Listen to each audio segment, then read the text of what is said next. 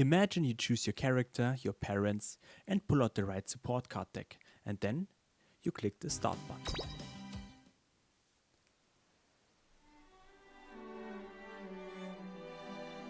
What a wonderful animation. So much text and all. But you know what? I'm gonna skip it. And here you can choose how you would like to play the game. If you want to read the whole story, or if you want to skip some parts and just play the game. So what are all those options? Well, the first option is you don't skip anything. The second is you skip everything. The third one is you only skip the main scenario events. And the last one is that only the training will be shortened. Down there is just that you do not shorten unread events.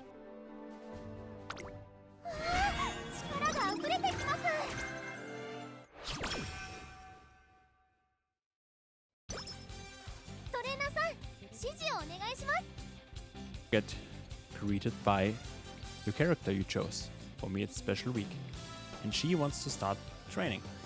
So I will now explain to you what everything does. So this will now look like a lot, but we will go through all of that slowly from top to bottom.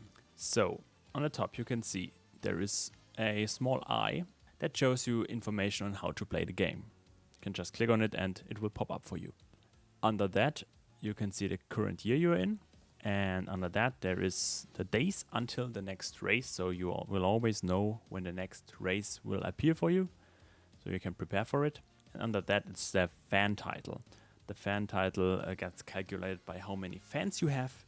So you can see the pyramid goes from bottom to the top, and starting from bottom your title is debut runner, then after that is beginner, then comes bronze, silver, gold, platinum, star, top star, and finally legend when you fill out the pyramid until the top, and that you get up to 320,000 fans. So on the right side you can see the bar on the top, that's training goals. Those goals need to be reached to continue in the game. If you don't reach one of the goals, then your game will just end. So for example, one of the goals is to reach a specific amount of fans until XXX day, and for that you have to run in races, and then you get the fans, and you need to look out for that, because otherwise if you don't reach the number of fans you need, your game will just end. And there's also a training goal where you have run specific races. For example, it shows you please run 3 G1 races and win in 3 of those in the top 3 places. So you have to run yourself 3 different G1 races and finish in the top 3. And if you don't do that, then again your game will be lost. Lastly, there is this little question mark lady. She will give you a hint. You can click on her and she will tell you what you could do now. Above her there's your motivation bar. This will indicate how big your motivation bonus is right now for your training. I explained this one in the support card video. And next to that is the energy bar. The energy bar is the energy you use to train your Uma. If it falls under 50%, then you will have a chance that the training can fail. So now getting to the bottom part of this page, and here you can see on the right side this little button.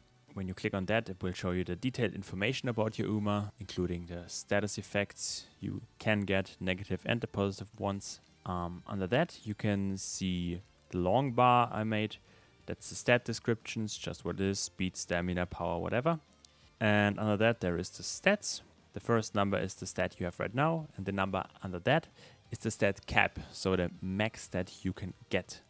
Can't go over that. Right next to it there is the current amount of skill points on the right, and you can spend them. Under that, this little green book on the right side. When you click on that, you can spend your skill points however you like. Next to the skill book, the big blue button is the start training button, where you get into the trainings menu. We will get over that in a second. On the left of that there is the recover energy button. You should do that when you get under 50% energy. Under that there is the infirmary. This is now grayed out right now because it can only be used when you have a negative status effect. So it will heal your negative status effects and give you a bit of energy back. On the right side, there is the red button, the run a race button, where you can choose a race of your choice and then just run it and get some fans for your Uma. The orange button with the map in the middle of the screen is the going out button. Here you can go out with your Uma and recover motivation and a little bit of stamina, but just sometimes. The effects of going out are either friend support effects, if you have it in your deck, or karaoke. This gives you motivation up by 2 stages. A casual walk gives you motivation up by 1 stage and recovers energy by 10. Or you can go with the Uma to a shrine, which gives motivation up by 1 stage and may heal bad conditions. So negative status effects, if you will say it like this.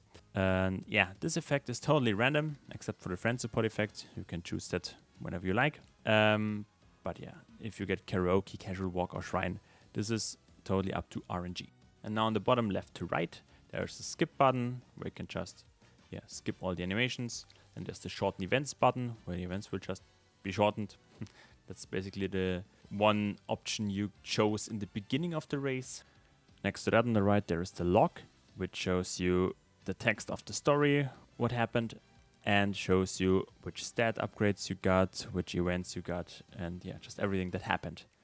And on the right of that, there is the menu, where you can leave the game, go into your settings, and everything you can expect from a menu.